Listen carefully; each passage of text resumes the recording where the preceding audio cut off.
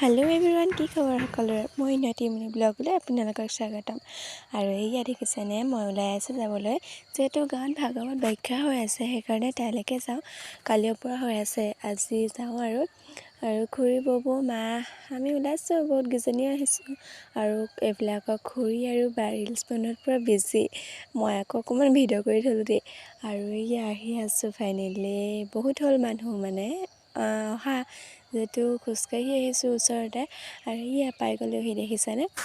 আৰু ইয়াত পাই কৰি চাহ তাহ খাই জলপান খাই বহিলোঁ, বহুতেই বহিলোঁ। তাৰপৰা মা যিহেতু খকনগুৰি স্কুললৈ যাব লাগিব, কিবা কাইলৈ গুণোৎসৱ আছে কাৰণে মা আকৌ খকনগুৰি স্কুললৈ যাব লগা হ'ল কাৰণে সোনকালে গুচি আহিলে। আৰু আমি অলপ দেৰি বহিলোঁ, প্ৰসাদ খাই গুচি আহিলোঁ। যিহেতু সন্ধিয়া হ'ল, সেইকাৰণে ঘৰলৈ আহি আকৌ ইয়াত দেখিছেনে, মায়ে আকৌ পিঠা বনোৱাত পূৰা মানে বিজি হৈ আছে আৰু পিঠা বনাবলৈ ৰেডি কৰিছে দেই।